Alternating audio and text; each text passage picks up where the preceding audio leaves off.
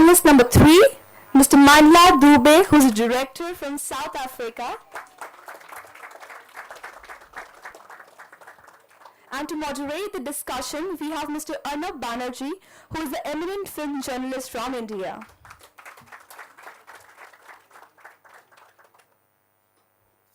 Yes.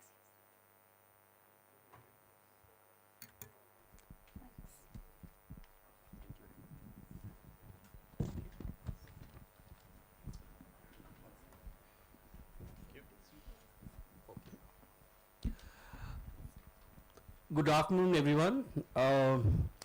First things first, I'll request everyone to switch off your phones or put them on silent. You know, this is a very small theater, and it may be disturbing if the phone rings in between.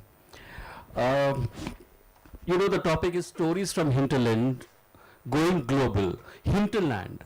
The word conjures of different images for different people, I'm sure. But for filmmakers, you know, there are no boundaries. We have a very eminent panel here. You've all been introduced to them. What makes them choose the stories that they do? And what is it about hinterland that really excites them? What is it about the kind of films that they have made or produced? Let's find out from the panel itself. On my left is Mr. Ram Reddy. Mr. Ram Reddy has made a film called Ika in 2011, and also short film called Jaro in 2012. So if I can straight away ask Mr. Reddy, what was it about your content that really excited you? The first thing. With respect to Ika, the short film? Yeah, sorry, Ika. So my sort of background and vision for film actually started when I was studying in Delhi. I was in St. Stephen's.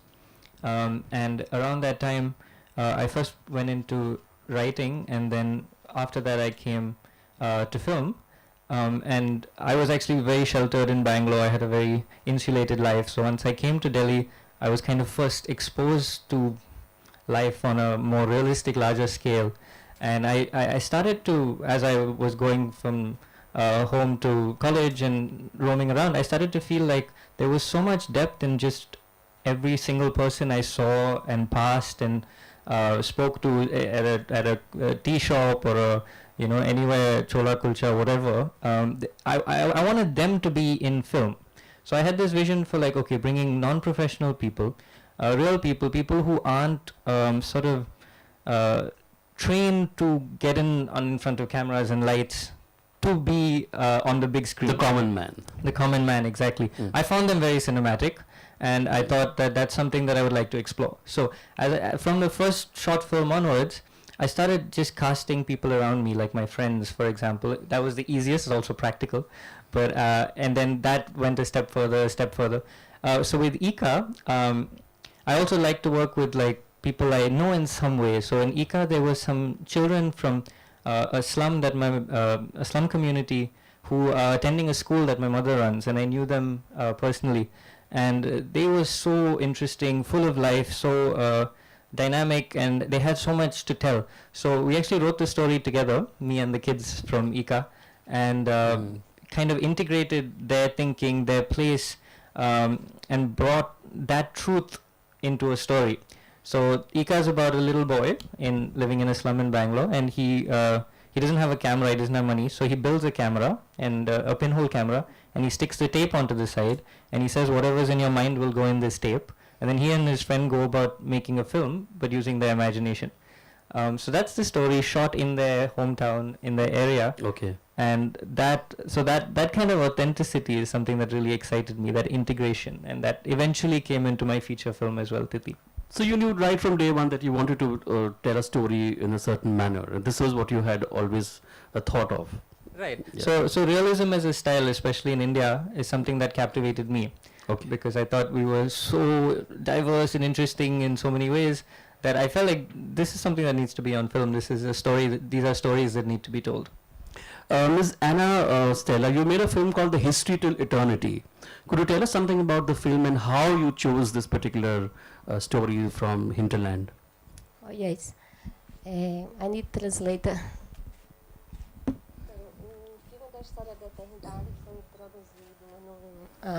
O filme A História da Eternidade foi produzido num vilarejo que mora só 6 pessoas nesse vilarejo. And the movie was inaugurated with approximately six people. Esse lugar ele tem seu próprio tempo, lá não tem internet, não tem celular. A única comunicação é um telefone público. Desculpe. Não entendi. Não have internet, não mobile telefone, só um telefone público, é a única comunicação do lugar. The people don't have internet and those who don't have mobile phones. So giving them a chance to coming forward in front of people and the community. É um lugar que tem ausência de tudo. E o diretor, quando ele escreveu esse roteiro, ele imaginou esse lugar. E eu morava próximo a essa região. Então eu conhecia um lugar de acordo com o que estava escrito no roteiro. Pode repetir, por favor? Então, quando o diretor escreveu o roteiro, ele imaginou um lugar que não tivesse muitas pessoas, que tivesse uma casinha, uma igreja e que tivesse uma ausência de tudo. As pessoas que morassem lá não tivessem nada. She wants to say that there are many people who live in the slum and who don't have their proper and own home, and to provide them an opportunity to come in front of people to tell about the reality of them, their life, and how they live in their life. Okay. Thank you. Our third panelist is Mr. Manla Dubey, who's a cinematographer from South Africa. Mr. Dubey, could you tell us something about your film and why you chose this particular film to make? Thank you. Well, I'm a cinematographer by training. I came into directing Galushi because I couldn't find a director who agreed to tell the story. I think I must have approached in South Africa and in Los Angeles, where I went to school, about 6 directors who were all like, nah, I don't know if this really resonates with me, if it's something I want to be able to, I could do. So eventually one of the directors said to me, if you passing the buck on doing something like this, it means that it's meant for you to make, and it's time for you to get over the fear of being a director and tell the story, because this story has chosen you, and look how you're the one who's closer to the family of Solomon Mahlangu, and surely his spirit is wanting you to tell the story. Okay. And I said to myself, okay, well, where do I start, and then I obviously started, you've got to have a good script, so I collaborated with Leon Watto, and we wrote the script, and I started becoming comfortable with the whole process of, once I started getting to know who this guy is, what does he want, and why is he having all these challenges, and what eventually happens in his life. It's a true story. So it was quite difficult, especially with the research of it, because the family knows a little bit about him, and he leaves the country to go into exile. So you have to go and find people that were in exile with him to tell you a little bit more, and then those that he came back with, they tell you a little bit more, so you got to piece all that together. So it was quite challenging. But I think what, for me, what drove me to be able to do is just to overcome that fear, but also I was a lecturer at Wits University, and I just saw the apathy amongst the students at the time, not very interested in African history, African heritage, and so forth. And being a student of African history myself, I just told it, I'm going to put it out in the screen, and not seeing any stories being done on unsung heroes. We all hear about Nelson Mandela and so forth, but people don't know about the likes of Solomon Mahlangu, who are the unsung heroes, and obviously ground soldiers who really carried a lot to what brought South Africa to be liberated eventually. Okay. I must tell you that both Kalushi and the History Till Eternity, both the films, are in the competition section this year, so you must watch them. One thing that, probably comes out of this discussion is that probably you chose these stories or the stories chose you. But many of us, I'm not saying us here, but many of filmmakers would probably think that stories like this are a little anti-modern. Did that cross your mind ever while looking for the story or while making the film? So the film of mine that's playing here is called Titi, and Yeah. Titi was a film that, and the director of photography is also sitting there, Duran Tempert, he's right there. It's an interesting project, and we actually we picked the location before we wrote the script. Okay. Before we even thought of the idea. And myself, Duran, and my third sort of teammate who made this film is actually a person who was born and brought up in the village where we shot the film. Okay. So his name is Ire Gowda, and he and I grew up together. And he came to Bangalore to find work and started working with my family, and we became friends. So when I went to visit his village for the first time, I've been born and brought up in Bangalore, in the city. I was really, really fascinated by how different, it's in the same state, it's 2.5 hours from my home, but how different that world is, how different everyone is in that world, how particular that world is, and how magnetic people in that world are. So there's a character, like the hero of the film is a 75-year-old man named Gadappa, which means beard man, and he basically sells tea in a small hut. That was his profession before he came into Titi and became an actor.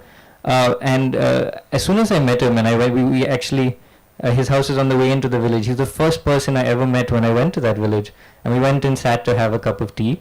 And I thought he was more magnetic than any hero I've ever seen on any screen. Okay. To me, I was like, this guy is just so beautiful, so childlike, has so much wisdom in a very simple life, and it kind of goes back to the roots of ancient Indian philosophy, and you kind of see like this very unassuming saint-like man, but just hidden in a corner of the country, and this needed to be in film. So like that's how we started. The first seed was Gadappa, and then we went and we found all the actors are from the village areas, like his grandson. They're not trained actors. They've never acted before. They've never acted before. None of them. So there's a 101-year-old actor in the film who's actually 98 in real life. Oh. And he opens the film. His name is Century Gowda, and Yeah. which we coined just for fun. But his name is Singri Gowda, but we made it Century Gowda. Just like a cricket reference or whatever you like, but just for fun. And he again has never acted before. He's a fantastic actor in his own right. Like I personally believe, like in the hinterlands, if you're collaborating with people, you don't necessarily need people trained in cinema per se. They're raw, so they Right. come out. There's so many of them Yeah. that you can find people who are, I think, born to be actors. You can So they're find natural. They're natural, but like Yeah. they're born with this feeling of performing. Basically, in front of a camera, they just need to ignore the camera and be themselves. Be themselves. Some people have that talent, and not only people in front of the camera. We collaborated with a lot of people behind the camera who are from the villages again. So it's like this raw talent wanting to tell something that's unique and particular. And I think in all the countries in this who have come together for this festival, and I myself speaking for India, we're all so diverse, and there's so much diversity within each of our countries that we need to go into the hinterlands. We need to start exploring who are the real heroes, for example, the unsung heroes, and bring them to screen, because it's very fascinating to explore this like that. Okay. Sorry. Sorry, yeah, please. I just want to add to what Ram just said there, that it's so important because we always look to the West so much, as a model of what cinema is, and especially in emerging South Africa, we're 20 years old, we're not that old, and a lot of the films that we saw, or that the main exhibitor and distributors used to bring, were films from Hollywood, unless maybe you grew up, where there was a lot of film spot from China, to the Indian family friend that you knew, you know, you could be able to see other films. But other than that, you know, it was always films from the West, and you know, we've got this microchip inside our heads where if Hollywood doesn't approve of it, you know, it's it's not a film, or if it's not made. And in the past, the other chip was celluloid. You know, with the coming of digital, with digital now, it's so beautiful. You could just pick up a camera and go. I mean, people are making films on cell phones now. It's ridiculous, you know. So, so with that, you know, it's great that we're able to sit here and able to, without, it's like we are sitting here having a private discussion without the other guys from the West, you know.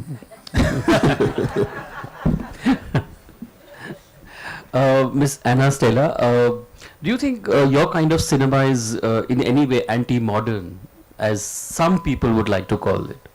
I'm not saying all, but... Você pensa que o seu cinema é anti-modern?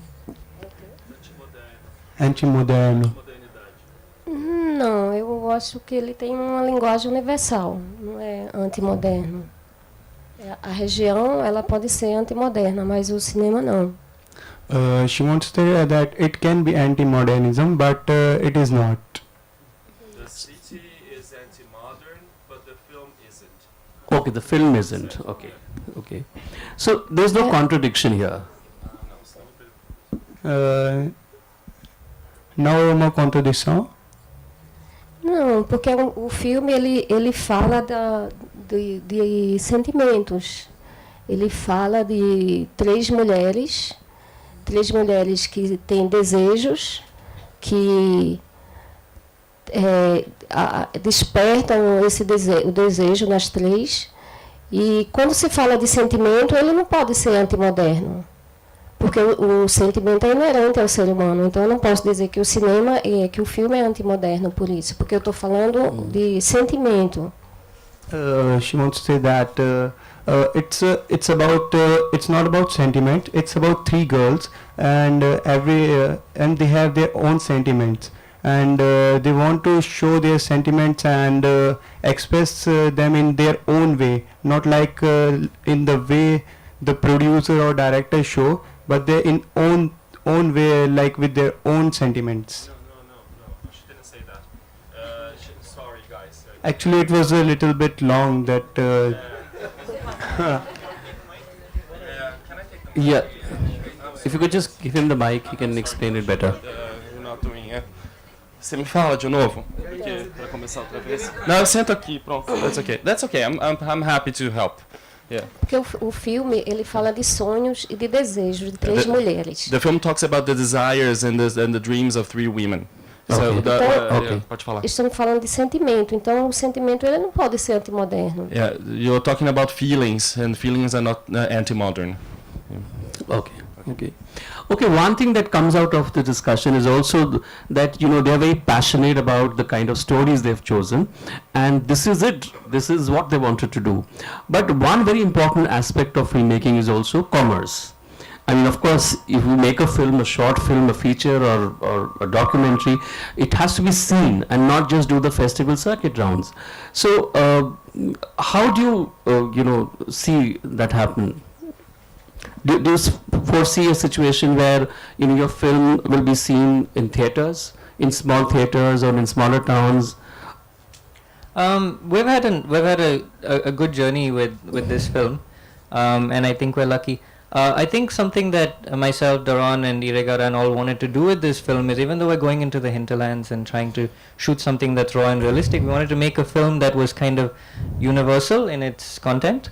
A film that resounds across cultures, because we have 4 generations and it's a familial story, and we all, have families, and that's what ties us all together. So we wanted to have this story, and we have like each generation kind of almost clichédly represent that generation. So the youngest one is pubescent and running after a girl. Mm-hmm. The middle-aged one is running after property. The oldest, some of the things that typically we do at certain stages in our life. So we picked that, and that helped a lot, because it helped the film kind of go beyond the regional thing, and the film. So you think it can cater to a wider section of society? We actually we did release the film commercially. Okay. And we ran for 100 days in Karnataka. We released it nationally. That's a very good. We released it in Delhi. We released it in Bombay, all across the country. So it actually was. Sorry. How much you earn? That's something the producers have to tell you. That's no, but it was successful.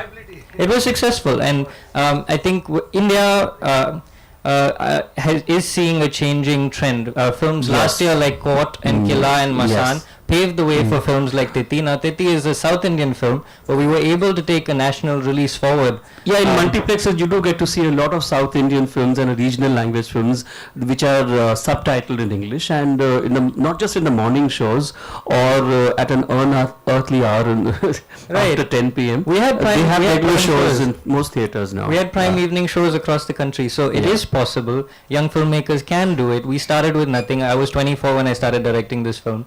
So, and our entire team, it was our first project. So, India is ready for it. Subtitled culture is growing. Sairat was just a super hit outside Maharashtra. We're seeing this major sea change in India. It's a great time to be a filmmaker here. Okay. Ms. Sorry. I just wanted to know. We can take questions later. We can just let them later.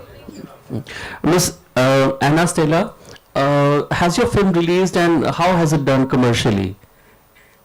Or has Ele it been? pergunta sobre como foi comercialmente o seu filme. Se ele já saiu, né, se ele já foi lançado e se... Tá? Sim, o filme estreou no Festival de Paulínia em 2014, ganhou vários prêmios. É um filme que tem uma carreira de festivais. The film was premiered in Paulínia, the Paulínia Festival. If you don't know, it's a very important festival. Right. Yeah. And it has a career of festivals. Ele foi exibido em Roterdã, já foi exibido em vários festivais da América Latina e foi exibido também no cinema comercial. It was exhibited in Rotterdam, several festivals in Latin America, and in the commercial circuit. Okay. And Mr. Dubey, has your film released and done commercially well? No, the film hasn't been released yet. Okay. It has premiered at a film festival back in South Africa. It has screened at the Cannes Film Festival in the market section. It also screened at the Zanzibar International Film Festival. So if there are any distributors in here who are looking for a film, please do come and talk to me. But okay, but it'll be interesting to see how, for instance, it would be received here in India. Because I'm sure with you're able to subtitle a film. It's partly English and partly Zulu and Afrikaans and Sotho, indigenous languages back home. So the thought of commerce wasn't something that was primary on each of your minds. I mean, you were passionate about a story, you were passionate about making a film, and you just went ahead and made that film. Are you trying to make similar films in future as well? Do you think this is going to be your forte? You'll make stories from hinterland? Sure, definitely. I mean, the story doesn't just take place in South Africa. It takes place in Mozambique. It takes place in Angola. They're all shot in South Africa. And then we've got English in it. We've got Portuguese and so forth. And if you'll watch the film, it screens tomorrow here, and it's not made. It's not an art house film as such. It was made with when we made the film, we thought about it commercially, that it has to travel other than just going to film festivals. And at film festivals, those who have watched it, they've received it very well. We've got distributors who are interested in distributing it, and sales agents who want to represent it, and so forth, which is great. And we actually have a distributor who's representing the film in South Africa, and we're looking for international distribution. And there's a sales agent who's coming on board, but we're just very, how should I say, we're playing hard to get. And as far as the sales agents are concerned, because we think it's a film that should travel widely, but we'll see. But are you looking for a global audience? Because, how do you make sure that you have global audiences in this day and age of globalization? I know many films travel to various festivals, all right, but do they also get a commercial release? I mean, a lot of Indian crossover films recently haven't done really well commercially in many countries, barring a few exceptions. I think that's one of the questions to really that can be explored further than this forum here, because I think that's another reason that we're here as filmmakers at the BRICS Film Festival, to see how we can be able to open up those markets so that we don't find ourselves always running to the West to try and say, I would love to have my film travel globally, and then you're always at the mercy of somebody else. If we can be able to find mechanisms as the BRICS block, if you want to call it that, how do we find mechanisms of making our films reach out to a wider audience? Yeah, I mean, what stops me from being able to view their films and say, hey, I saw these films at this festival, and go to a distributor in South Africa and say, guys, you have to see those films, they're great. Right. There's an audience here that would be interested in seeing this. It's just communication, just in the same fashion that you make a film. You can't make a film alone. It's a collaborative process. You've got to make sure that you have the right team and all of that. And it's also word of mouth, energies and stuff. So our human emotions remain the same. Our sensibilities may vary from country to country. But do you see Tithi going global? Tithi is on the verge of going global. And we've, for example, one of the BRICS countries, we screened at the Shanghai Film Festival, where we won Best Film, and we're in talks with Chinese distribution, which is difficult, but it's a massive market. So these 5 countries, 42% of the world population, are a massive market. So cross connections, if by any way it could be facilitated by BRICS, would be fantastic for all us filmmakers. And it would be great to take Indian films to other places. But it definitely, I wouldn't personally equate hinterland or culturally rooted films with being, I think they're more global than non-culturally rooted films if made with a universal sort of base and narrative. So I would actually say, I would say the opposite and say that anti-modern per se films, also the ones that are in the hinterland, for example, in Tithi everyone's using cell phones, and we based it in 2013, but it's a rural background, so it's very modern in their setting. But it's not really anti-modern. Right. So in that sense, these culturally rooted films, I think audiences are opening up to them worldwide. And personally, I want to watch only culturally rooted films to a large extent. I want to watch films from all over the world, and I think that a lot of my favorite films have been culturally rooted and have succeeded globally.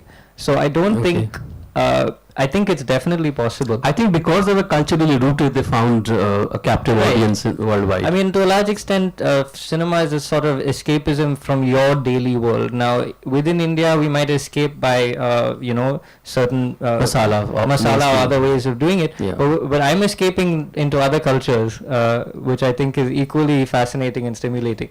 And I think other cultures can escape into ours. So it's still escapism, but sensible escapism. Okay. Well said. Ms. Anna Stella, are you going to make similar films in future as well? Você vai fazer filmes parecidos no futuro? Então, eu faço filmes dos quais eu me identifico. She does films that she identifies with. Okay. Então, podem ser filmes ambientados em lugares rurais e podem ser filmes ambientados na cidade, em ambientes urbanos. They can be placed in rural environments or in the urban environments as well. O mais importante é que sejam histórias que tenham uma responsabilidade social, que sejam verdadeiras, de fato, não filmes comerciais unicamente. It's important that they have a social responsibility. The films have social responsibility and truth, and not necessarily made to be commercial. E é especificamente quando tem esse recorte mais humano, como é o caso da História da Eternidade. Specifically when they have this more humane cut, humane aspect, like the history of eternity. And what is the general audience thronging to see in theaters? What kind of films do they prefer watching? I mean, is there a study done, or generally speaking, what kind of films do they prefer watching in your country? No Brasil, que tipo de filme, se existe algum estudo disso, ou que tipo de filme que o brasileiro gosta de ver no Brasil? Existem várias estéticas de filmes, assim, filmes sendo produzidos no Brasil. Filme comercial, filme drama. Eu não posso falar quais as pessoas preferem. Assim, eu prefiro drama. Eu sou uma pessoa que não tem medo do drama. It's very difficult to say about, because there's a big variety. She's talking specifically about the Brazilian productions, yes. yeah. Right. So there's a big variety from more commercial films to less commercial films, and she personally prefers drama. She doesn't know what people would like to see or not, but she's more attached to drama. She prefers drama because of the truth of it. Okay, Mr. Dubey, are you going to make similar films, or only this kind of film subjects interest you? No, definitely I'll make other films. I'm a student of cinema, of world cinema, and I'll be interested in seeing how to perhaps even tell stories outside of South Africa, you know, stories here. Coincidentally, my thesis film, when I was at film school, takes place in Calcutta. We're just talking about Calcutta. Where's Calcutta from here? Yeah, and our lead, his last name is Mr. Chatterjee. Okay. But we made a film that was shot in Los Angeles, and because we couldn't travel all the way to India, but you know, for some exterior shots and so forth, you know, we had a cinematographer here who filmed for us, and yeah, so I would obviously love to grow outside of South Africa, and you know, make stories here, in India possibly one day, or you know, northern part of the continent. Okay. And how are these films, your film, or your kind of films, perceived in your own country? Because you know, a lot of countries I know where Hollywood seems to overpower. I'm talking about completely in the business sense. You know, a lot of not just A-grade films, or B-grade and C-grade films also from Hollywood are running to packed houses in many countries. So how is your kind of cinema perceived in your country? Well, so far we've received a lot of interest in, as far as people saying, anticipating the release of the film. You know, we've got a whole social media campaign that's been running, and our marketing strategy is to obviously get as many people to see it, but you know, involving students, obviously. And it's a very unorthodox approach to marketing a film. It's a challenge because you know, audience will go to the cinema and they'll see 5 films from Hollywood, and then there'll be a South African film to the right, and if it doesn't stand out, and if they don't know anything about it, they'll obviously go and see those Hollywood films. But we've got to put more resources in South Africa in marketing our films. You know, if you don't market it, people are just not going to see it at all. So we are seeing a lot of response from people anticipating to see Kalushi. But we'll see how it performs at the box office. But we just got to do a whole lot more work. And I think also the government of South Africa is going to step up and put certain quotas and saying, you know, the cinema houses have to show a certain number of South African films, you know, and maybe put a little bit of a tax on the films, you know, from outside, you know, that support is very important. Yeah, it's very important. Yeah. Those kind of things are important to be able to, because if you don't, I mean, I always say that, you know, with the stories are going to be here 1,000, 10,000 years, you know, later, and that's what will be there. So that brings us to a very important part of filmmaking, which is the budget. So, you know, we know that if a film has a X budget, you need another X budget to market it as well, especially in this day and age. So, how do you counter that? Well, for us, Film festivals are a great way to sort of counter that, and try and, if you apply to different things and there's some sort of recognition, it's sort of a free, or not free, but it's a very cheap way to get recognized in some way. So that sort of, if you bring international acclaim back to your country, it doesn't always work, but it sometimes works, and it's organic. So did you do enough publicity for your film? So we did a lot of organic publicity because we had already had a long journey. And if you take a film like Court as well, which the Marathi film, they had been to so many festivals before they released and Yes. created a massive amount of curiosity. In We fact, had- it had already won 16 awards or something before it got released officially in India. Right, so extremely successful, and that makes you wonder and want to. It creates some organic buzz. So we had a similar journey, and there were things like the national award that came just before we released. So we didn't have. We had a very small marketing budget, but we had a very large reach, and it's and now I mean it's come into popular culture. There are videos of Gaddappa with Rajnikant.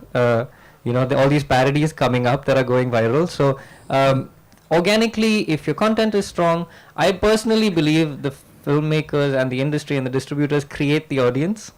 Like, we've created a certain audience, and then we've been safe with that through some sort of studies. It's not necessarily what everyone wants to see. I think a lot of people are very bored. And I think original, interesting content that is still narrative and stimulating can completely change the films we're watching 3 to 4 years from now. So, yeah. Ms. Anna Stella, did you set aside a separate budget for publicity and marketing your film? Você separou orçamento para publicidade e marketing do filme? Sim, esse filme, ele a fase de preparação e produção, como todo filme, foi feito com dinheiro público. E ele participou de 3 editais, o edital de baixo orçamento do Ministério da Cultura e um edital estadual. E na fase seguinte, entrou novamente no edital para distribuição. Então ele tem em torno de, na época, R$200 mil para a distribuição do filme. Publicidade, na internet, televisão. Ele já foi exibido na televisão também, esse filme. So the film was funded with public money, and it went through 3 different calls for projects. So there was one for o primeiro foi para o quê? Desculpa. Low budget films. So one which was approved as a low budget film. E o segundo for finalization, is for production, post production, and then the last one for distribution and marketing. So there were 3 different calls, 3 different financial instruments involved in the making of the film. All Brazilian government. Yeah. Okay. And Mr. Dubey, how did you get finance for your film? Was it easy, or like it happens in India also these days, there is a lot of crowdsourcing happening. There is, of course, social media with the help of which you attract funders from different parts of the world. Has that thing also become important in your country? No, crowdfunding hasn't picked up yet in South Africa, but public money was used. The National Film and And Video was it easy Foundation. to get? Well, I'll tell you what. This has been an 8-year journey on getting this film done. You know, Okay. it's in its 9th year now. Okay. So I don't know, first 6 years or so were obviously to try and get the story out and to try and do the research and all of that, but more importantly, getting excitement out towards investment into the film. But what I did is I did the research, and then in 2010 I did the stage play on the story. The whole concept is a trilogy. It's called The Legends of Freedom, and these Legends of Freedom are the Rivonian Trialists, Galushi, and the Silverton Siege Trio. So I did the Rivonian Trial as a stage play. It was a great success. And then obviously I did Galushi as a stage play, and it was a great success. But then I'm not a stage person or theater person. I'm a filmmaker. So I took that, put together a proposal and a package to say, listen, there is an audience for this type of stories. Can you please fund the film? And so the National Film and Video Foundation supported the development of the screenplay. And then I went to the Lotto. In South Africa, we've got a lottery that supports arts and culture. and then there's a DTI that they give you a rebate. So yeah, public funding really supported us to get it done, and then the broadcaster licensing and stuff. And after your first film success, is it easy for you to get finance? Yes, I think we're in a fairly good position after the first film, and I'm quite lucky that the first film did so well, and I'm very grateful for the journey. But now that it was a fairly small, insulated film that kind of went beyond its boundaries, people are coming forward with producing interest. So it is much easier now. But look, it's not about riding on past successes. It's just about. But surely you've learned your lessons. Learned so much. So many lessons. Massive amount of things. And we're discussing how we can go global. With your kind of storytelling. Right. It's important to make films that also travel to different countries. Right. So, are you planning to do anything about it? How has been your journey like? And do you think for your next film, right from day one itself, you'll think of a global map? I mean, definitely. Personally, I'm aspiring to be a globally oriented filmmaker, and Titi has had a wonderful journey, a festival journey first, and we've been to many countries, and it's been appreciated across different continents. So it's proven to be fairly universal because of the family and the comedy, and it's fairly lighthearted and things like that. So it was fairly encouraging in proof of global acceptance for these because it was universal. The theme was universal. Right. So I think once a theme is universal, I think culturally rooting it actually increases its global appeal, as long as foreign films go, especially. I mean, if we're talking about films in languages that are not, say, English or Hindi or some of the massive languages that are spoken across the world, then if you have a slightly more universal core to the story, the subtitle audience is fairly large and it can go global.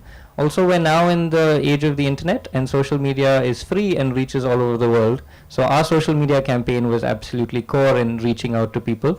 And then if you have a slow organic process, there's word of mouth through festivals first. So we often tested our audiences in festivals in different places. And now we're ready to go global with the film soon. So this is definitely possible. So what strategies are you trying to apply now for your next film? For the next film, I'm still toying with different things, but I'm keen on doing different kinds of work and different kinds of films. So again, for the next one, I think I'll try and make it very particular, whether it's as particular in culturally rootedness or more in in our artistry or what we want to do. We'll try and make it such that it's a film that no one else can make. That's the attempt.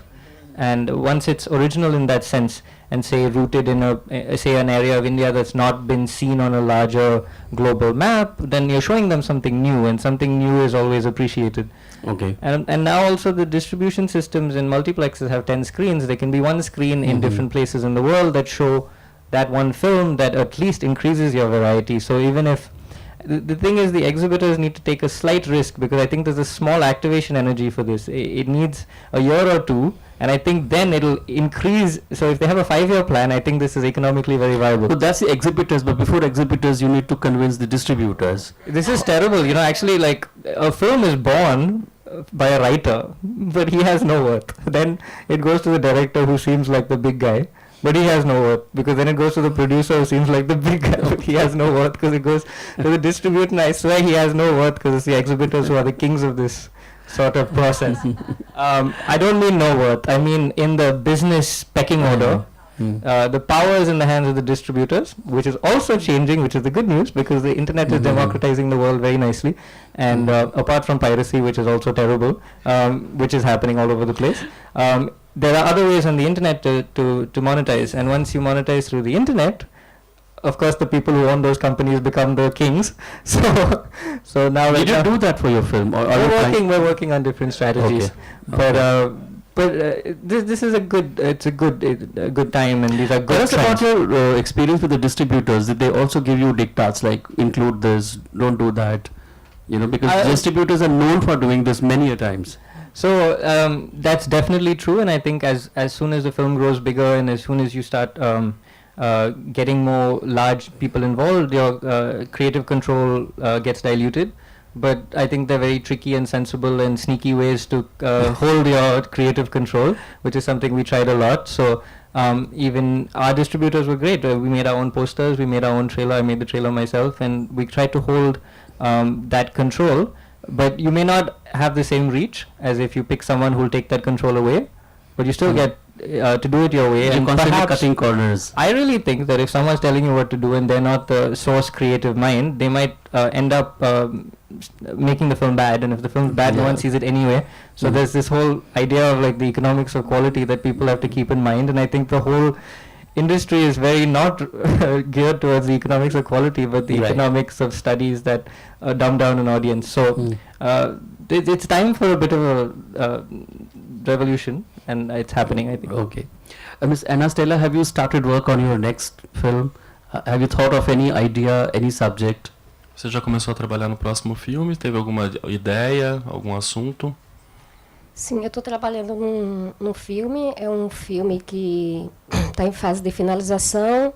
É um filme muito importante e tem uma contribuição histórica para o cinema mundial, que é uma trilogia da obra de Edmond Disnoy. Tem um filme clássico chamado Memórias do Subdesenvolvimento, depois o Memórias do Desenvolvimento e agora o terceiro chamado Te Sigo, que é de uma diretora pernambucana, Cecília Araújo, que sou a produtora e produtora executiva, junto com Malu Viana. Heloísa também trabalha na produção desse filme. E a gente ganhou um edital agora para finalizar e está na fase de finalização. She has a film in the phase of finalization that's part of a trilogy. I will have to ask again, but it's part of a trilogy. And it just won another call for projects for finalization. Como eram os nomes dos outros filmes? Memory of Underdevelopment, Memories of Development, and Now I Will Follow You. Those are the titles of the films. Yeah. Okay. So they've all shared some of their experiences, and I know you have a lot of questions to ask, so I'll open it. If you have any questions, please raise your hand, introduce yourself, and you can ask your question. Please, if you have a mic, please, if you can pass it on. Yeah.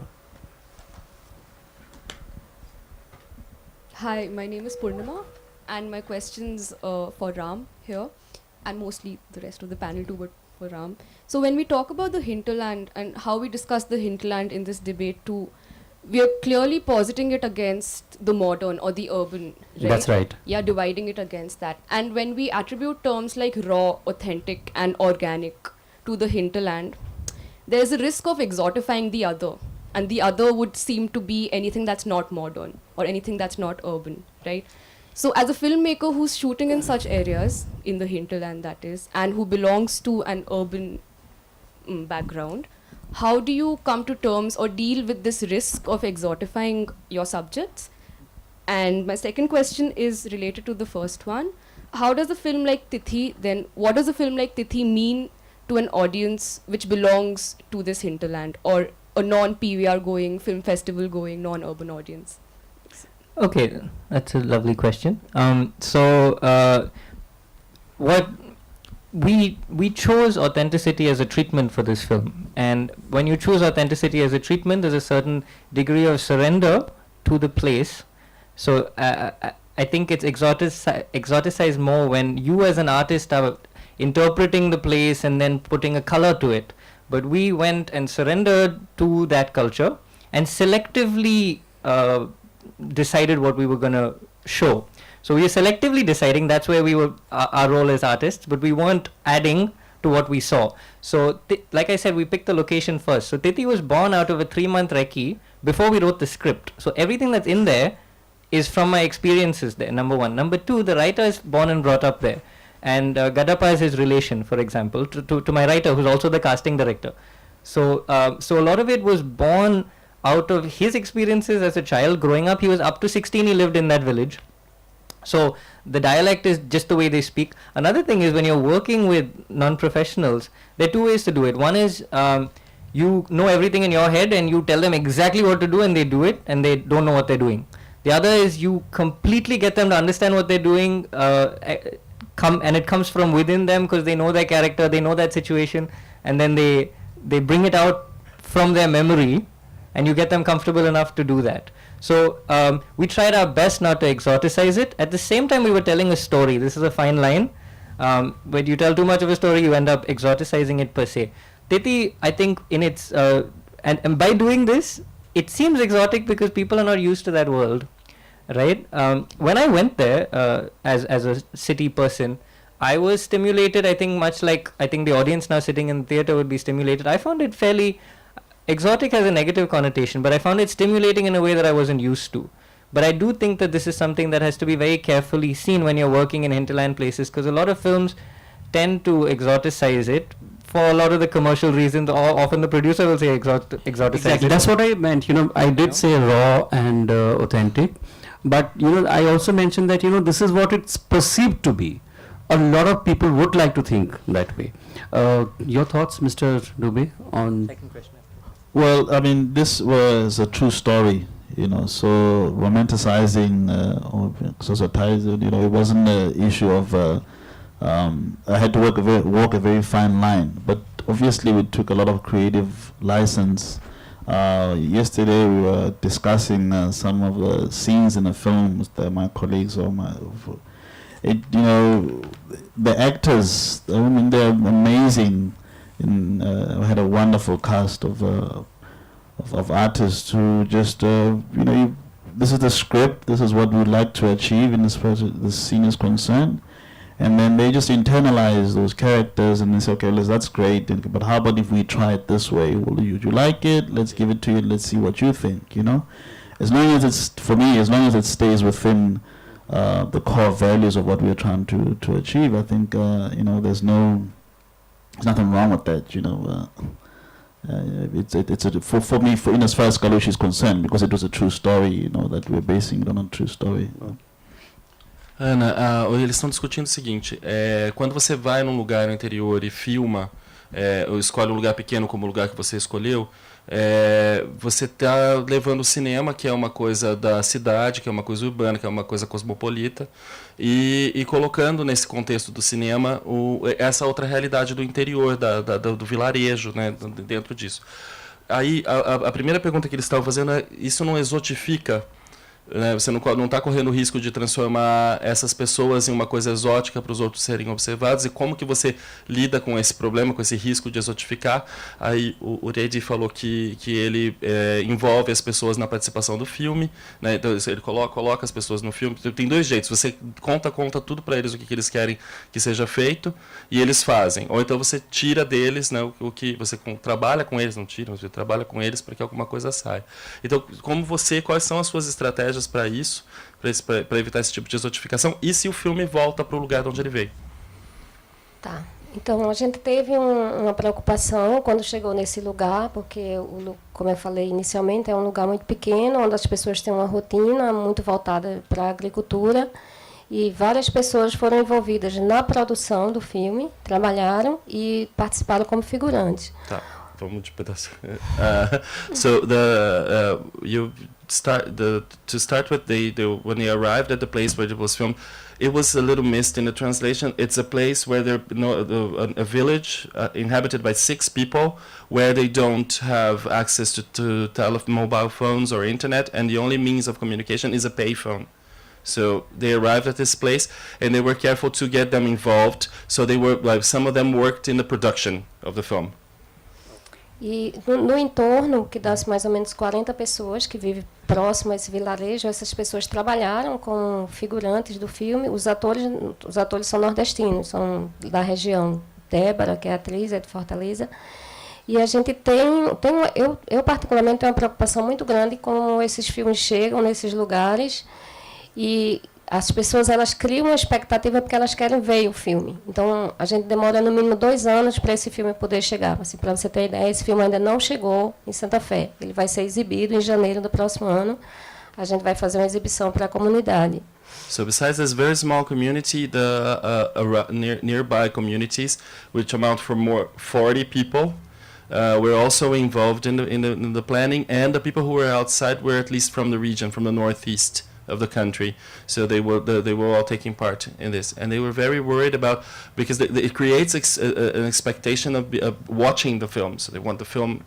They want to see the film, and it takes a long time. It took 2 years. It usually takes 2 years for the films to go back to the small villages, and this film hasn't yet been exhibited there.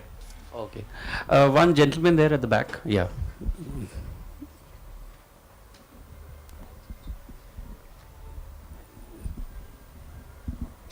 I'm Rajiv Bakshi. My question is for Mr. Ram. Mr. Ram, can you give us some tentative idea about the amount of finance we need for making such a film, and how did you arrange your finance? Did you put your own money or did you arrange? And can you give some guidance to any one of us? Like, even I'm interested in making film, but I've not been able to. So just an idea, like suppose I have a very beautiful story, how to go about it, how to arrange the money, and how much minimum money we need. That's a question for another entire forum, but I'll try and I'll share my thoughts. Yeah.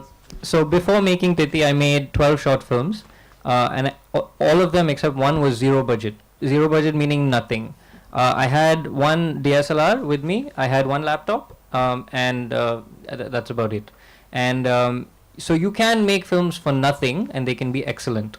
And that's something that we should know, because especially now. Tangerine was a Canadian film made on an iPhone and has been distributed all over the world. And how many of us have iPhones here? So we can make a film that can be distributed all over the world. So it's not absolutely necessary to have large amounts of money to make a brilliant film. For this film, myself and another producer started a company called Perspectives Productions, and so in a way it's sort of, I wouldn't say self-financed, but it's been financed by Perspectives Productions. And then at Film Bazaar in Goa, which I think is a fantastic place, and I'd encourage any Indian filmmaker to get involved in Film Bazaar in some way or the other. I found a US producer who came on board, who has been in Hollywood and things, and so between these two production companies we realized the film. So we are lucky because self-financing is the easiest way to get started. But you don't have to start with large amounts. You can start with very small amounts, and there's no reason why a film made for say 10 lakhs. I have a friend who made a Marathi film called Call, which was made for I think less than 10 lakhs, and it was in Mami. It won an award in Mumbai Film Festival, and it's got him noticed as a director. But you got to pick your story accordingly. If you have no money, then shoot in your house. There's nothing wrong. You can make an excellent film in your house. So you just have to match your budget to your story. And once you match your budget to so if you have a little, make a small film. If you have a lot, make a big film. A lot of people try to make a big film with a little, and it ends up being nonsense. So there are no fixed do's and don'ts, and there is no fixed budget. Any other question? Yeah. Please. Mr. Ram, I would like to know, in our circle, we have lot of films already made, but they don't find any distributor, and they don't find exhibitor and like that. So how you suggest? And all those films are made on a very small budget. I have one film made on a budget of 2.5 lakhs. Okay. That's all. So I was shocked. Congratulations, that's amazing. So see, you can make a film with 2.5 lakhs. Case in point. The person is from Mathura. Okay. So I met that producer as well as director in our circle. So I just fail to understand how these people, they are not that bad movies that you can't show, but they are not finding any scope for its release. I think, like you rightly said, and what you suggest entails a very long discussion. Just in brief, I'll just say that the problem with India, not the problem per se, but we have, I think only 2% of our films make it to theatres and are distributed. Some really ridiculous number like that. Or 2% of films are successful. So for every 100 made, only 2 make it to theatres. So that is a challenge. That's a challenge we have to keep addressing. But I think getting the right person to see the film at the right time is key, because only a few people have the power to actually take the film forward. So film festivals are great, and otherwise the film markets are great, and these are the kind of forums to which you can try and break out. Any other question? Yeah. Is this the last one?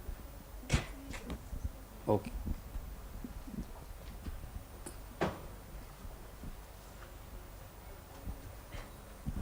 Hi, my name is Manas, and my question is to the panel that when you're working with non-actors, so what is your approach to make them act? Because when I have worked with non-actors, they are always conscious, very uncomfortable on the sets, and often Not to be conscious of the camera.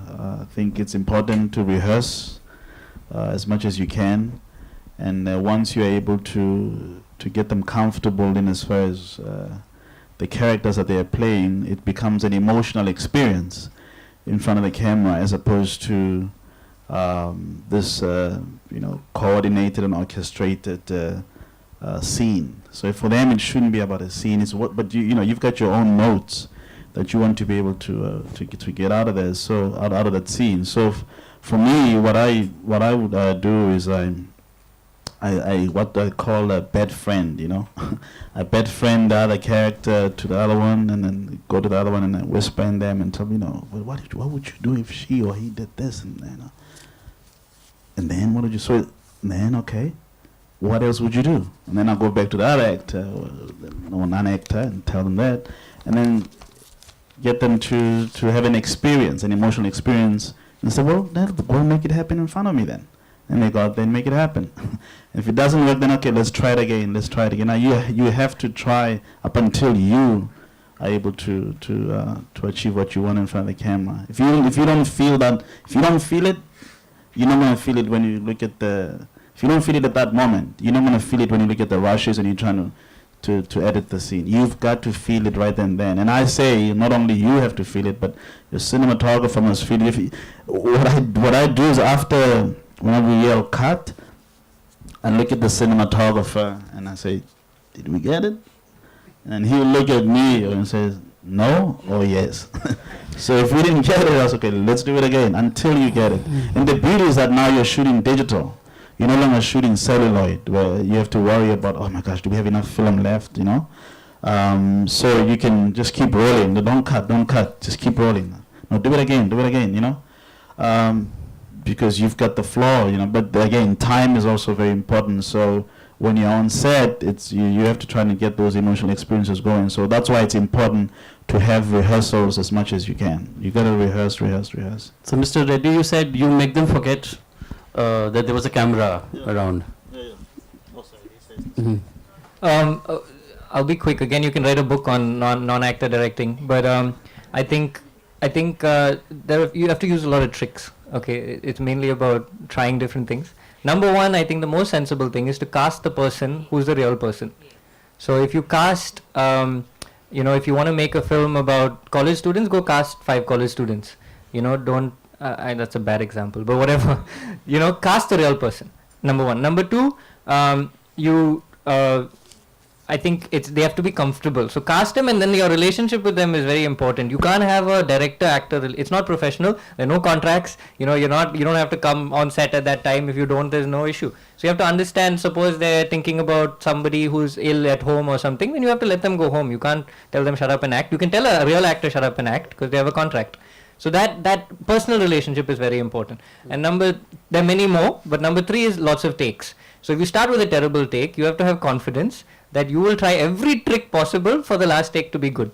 So it doesn't matter. Like I've done my short film last, Ika, that he mentioned in the beginning, the last take was 63 takes. And we did only that one shot that whole day because I knew it was a tough shot. So never compromise. But time is important. So again, if your budget allows you to do that, we shot Titi over 5 months. I wouldn't have been able to make it otherwise. Now, how many first-time filmmakers get 5 months? I knew it would be a crap film if I didn't have 5 months. So these are, it all has to come together. If you're working with non-professionals, I would suggest that becomes the focus of your entire film. Everything else takes a backseat. Don't do non-professional, then get one jib arm and then, get one crane and then have a helicopter. You'll be thinking about the helicopter and the jib arm. You focus on your actors, you get your team to focus on your actors, and you let them be the soul of the film. Okay, that brings us to the end of this discussion. Thank you, Mr. Manla Dubey, Ms. Anna Stella, and Mr. Ram Reddy. And I wish you all the luck for all your future endeavors, and I hope your films bring laurels to you and your country. Thank you so much. Thank you. I would like to thank all the panelists to be part of this. We are absolutely delighted.